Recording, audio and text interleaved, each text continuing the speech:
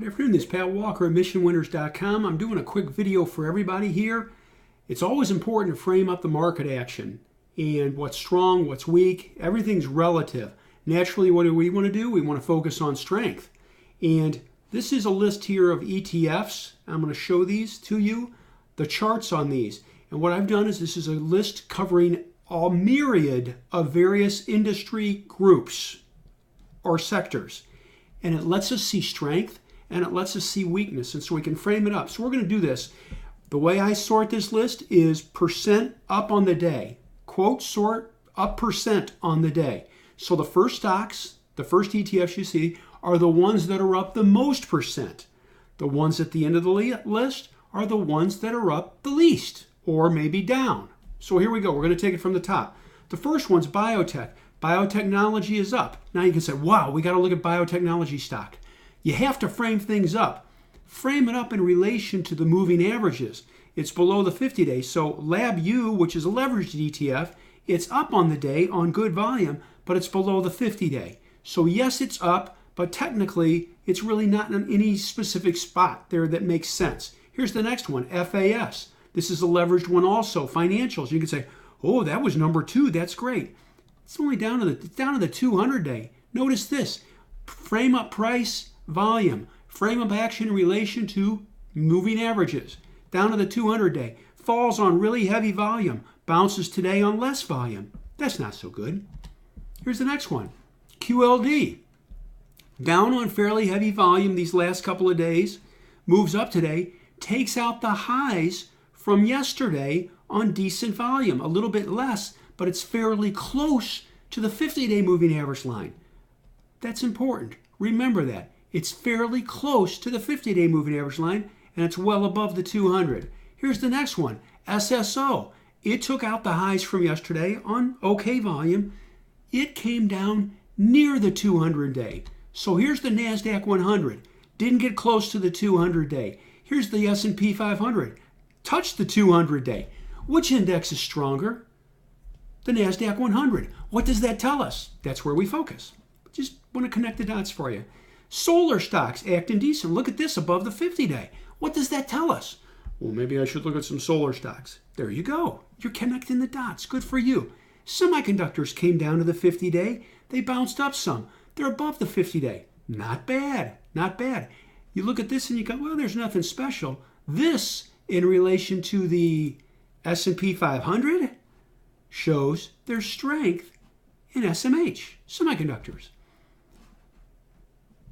Technology, FANG stocks, okay? Flopping around. However, Select Technology did okay today. Just kind of in no man's land. I don't really consider this a real go-to type of ETF, but I want to show it to you. Here's China. China came down near the 200-day. Basically in no man's land. Fell on heavy volume, went up on less volume. No man's land. China. So what's China, folks? Well, here's a couple of big names for you. Alibaba, BABA, and Baidu, BIDU. We frame things up. It helps us. Here's technology. Didn't get close to the 200-day. Took out yesterday's highs, volume, on a pickup in volume. So now think this through. QLD's acting pretty good. SSO isn't. QLD's acting pretty good. XLK's acting okay. NASDAQ, technology. See how you connect the dots? That's how we do it. That's what we do in Mission Winners. Financials. Down on heavy volume, close to the 200-day, nothing. Consumer discretionary, flopping around here, fell on fairly heavy volume. Up today, it's approaching the 50-day, but nothing really special there. Biotechnology, we've been through already. Be careful with individual biotechnology, people. I can't stress that enough. You get one of those things gapping down big on you on news, and it can be painful. Biotechnology again. Home builders. Do we need to spend a lot of time looking at home builders? It's at the 200-day. No, move on. Industrials. Do we need to spend a lot of time checking out industrials? Not really. Here we go. Retail online. Lifted off the 50-day, well above the 200-day. Oh gosh, retail online. God, what is it? Let me think there. What stock is that? Nile. Oh, no. Amazon. There you go. Connect the dots. Coal. That's not on fire. Had to say it. Steel, nothing there, and I could have a bad pun, but I'm going to leave it alone. Transportations, nothing. Healthcare, below the 200-day. Do you need to spend a lot of time looking at healthcare stocks? No. Materials, nothing. Metals and mining, really no bounce today, near the 200-day. Nothing. Energy, going flat here. Nothing.